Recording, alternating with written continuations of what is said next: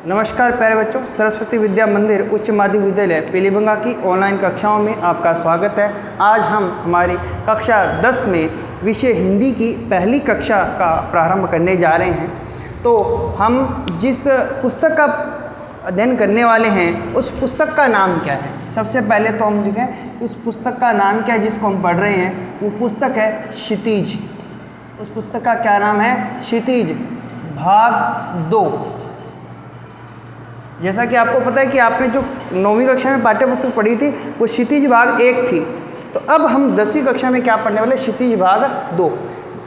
इस पुस्तक में क्या है? 2 भाग है, एक गद्य भाग और एक पद्य भाग। तो सबसे पहला जो भाग है इस पुस्तक का खंड है वो है पद्य भाग, और पद्य भाग का हमारा जो पहला पाठ है वो है सूरदास। तो सबसे पहले इनका जीवन परिचय और हमारी पाठ्य पुस्तक में कौन से पद संकलित हैं उनका सामान्य परिचय हम क्या करेंगे? पढ़ेंगे। प्यारे बच्चों, सबसे पहले हम जन्म की बात करते हैं। तो सूरदास जी का जन्म 1478 ईस्वी में हुआ। कहाँ हुआ? 1478 ईस्वी में हुआ। कब हुआ? अब जन्म स्थान की बात करते हैं तो इनके जन्म स्थान के मत में 2 मत प्रचलित हैं। कितने मत प्रचलित है? 2 मत। एक मत तो है दिल्ली में सिही के पास। क्या? दिल्ली में सिही के पास एक स्थान है, उसका मत प्रचलित है। दूसरा आगरा और मथुरा के बीच में क्या है? आगरा और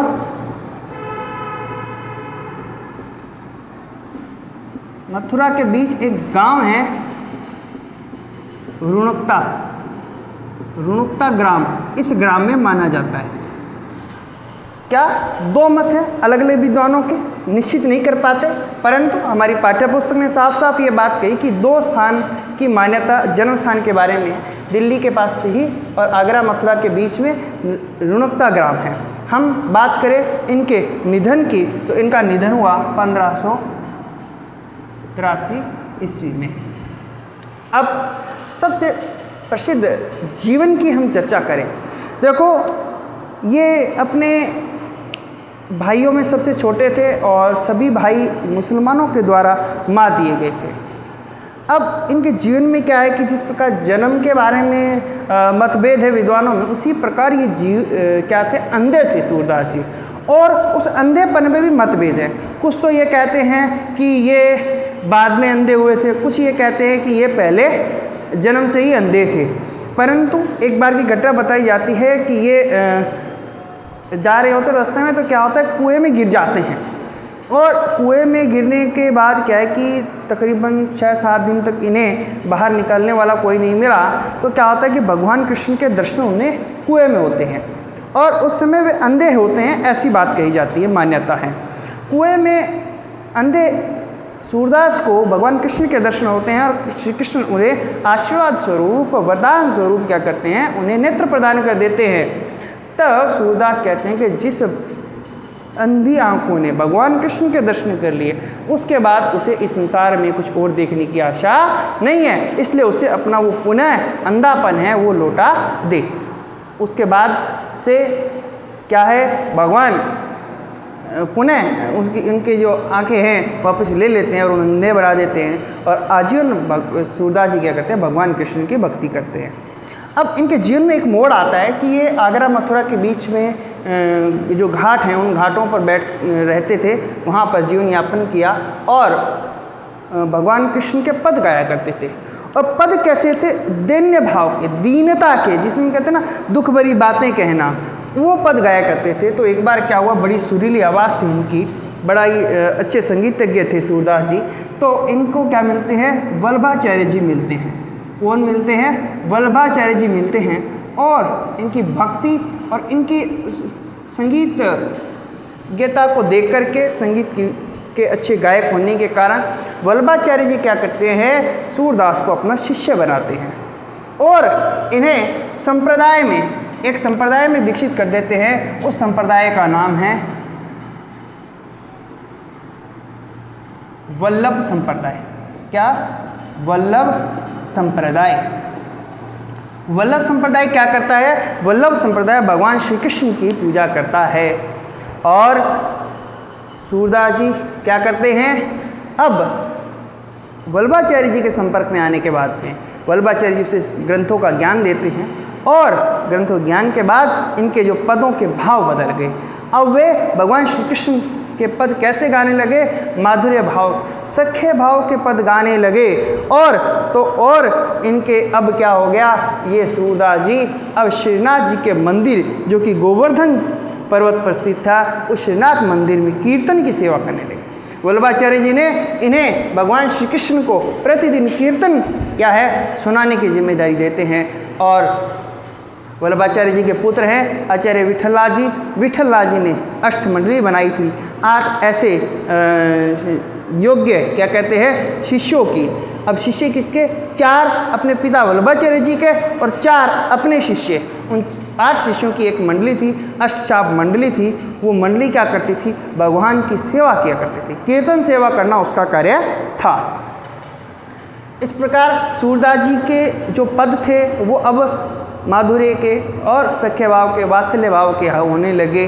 अब उनका इस संसार में ख्याति हुई। ख्याति कैसे होती है? उनकी रचनाओं से। उनकी 3 रचनाएं हैं। 3 रचनाओं में कौन सा? एक है सूर सागर, ठीक है, एक है साहित्य लहरी, साहित्य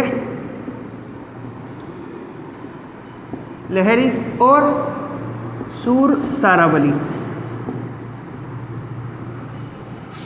यह जो सूर सागर है अति प्रसिद्ध रचना है। क्या है? अति प्रसिद्ध रचना है।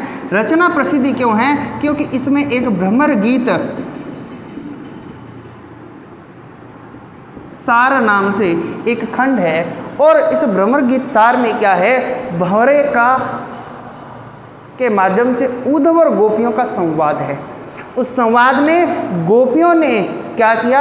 भगवान कृष्ण की सगुण भक्ति का प्रतिपादन किया और उद्धव के निर्गुण ज्ञान का वहाँ क्या किया गया है? खंडन किया गया है। हम जो भी पद पढ़ने वाले हैं हमारी पाठ्य पुस्तक के कुल 4 पद जो संकलित है वो चारों पद कौन से हैं? वो इसी सूरसागर से लिए गए हैं।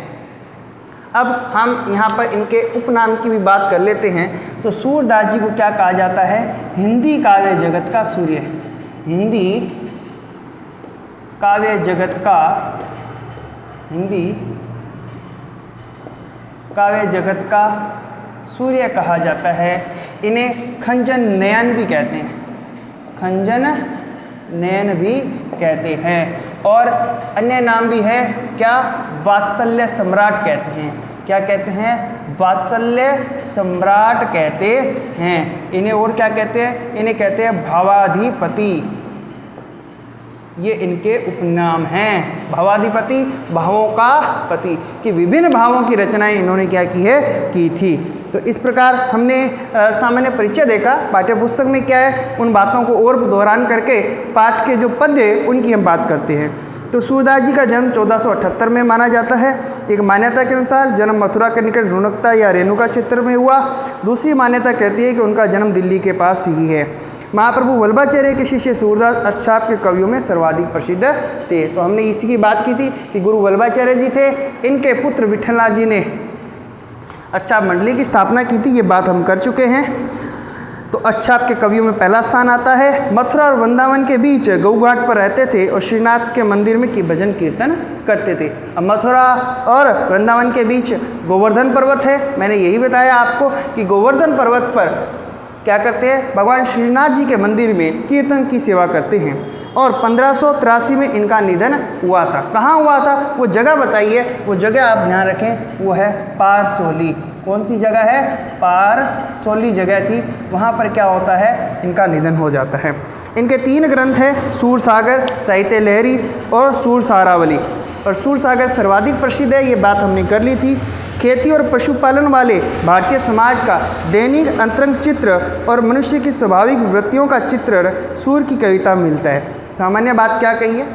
खेती का वर्णन, पशुपालन का वर्णन, अर्थात भारत की संस्कृति जो है, भारत का रहन सहन खान पान जो है, उसका वर्णन सूरदास ने अपने पदों में किया। आगे कहते हैं कि सूर वात्सल्य और श्रृंगार के श्रेष्ठ कवि माने जाते हैं। ये बात मैंने बताई थी कि माधुर्य भाव के पद, माधुर्य में श्रृंगार के पद आते हैं। वात्सल्य सम्राट हमने बात कर ही ली है, भावाधिपति की बात कर ली है। कृष्ण और गोपियों का प्रेम सहज मानवीय प्रेम की प्रतिष्ठा करता है। और कृष्ण और गोपी जो एक दूसरे से प्रेम करते हैं वो जैसे मानव का प्रेम होता है, उन्हीं वही प्रेम सहज सरल प्रेम है। सूर ने मानव प्रेम की गौरवगाथा के माध्यम से सामान्य मनुष्यों को हीनता बोध से मुक्त किया। क्या किया? हीनता के बोध से मानव प्रेम की गौरवगाथा। क्योंकि कृष्ण और गोपियों का प्रेम जो है सगुण की उपासना, निर्गुण का खंडन किस में मिलता है? ब्रह्म गीत सार में देखने को मिलता है। उनमें जीने की ललक पैदा की है। किसने? सूरदास जी के पदों ने।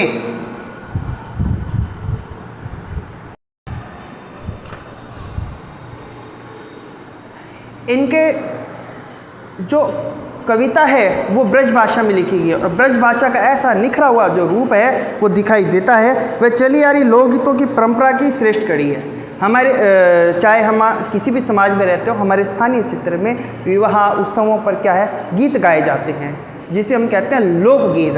तो सूरदास जी ने जो पदों की रचना की है वो कैसे पद है? वे ही लोकगीतों की आगे की श्रृंखला है, जिसे पदों के रूप में उन्होंने गाया है। तो सूरदास के पदों की विशेषता क्या है? पहली बात, वे गीतों की आगे की कड़ी है, तो इसलिए वो गेय पद हैं, गीति पद हैं। और दूसरा, ब्रज भाषा के वे लोकगीतों में स्थान पाते हैं।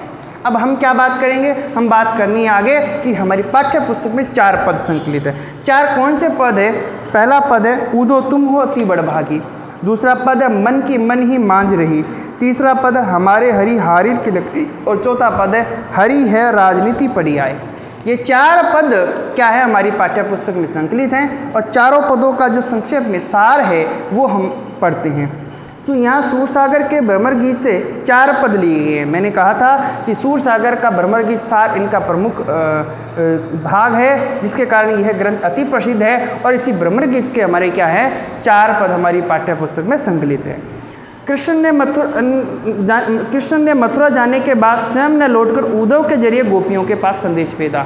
भ्रमर गीत में किसका वर्णन है कि जब कृष्ण मथुरा चले जाते हैं, वृंदावन छोड़ करके, ब्रज क्षेत्र छोड़ करके, तो काफ़ी समय बाद कृष्ण क्या है? उद्धव को गोपियों के पास संदेश देकर के भेजते हैं। उद्धव ने निर्गुण ब्रह्म एवं योग का उपदेश देकर गोपियों की विरह वेदना को शांत करने का प्रयास किया। गोपियाँ क्या है? भगवान श्री कृष्ण के प्रेम में मगन हैं और उनके वियोग में क्या है? वे तड़फ रही हैं।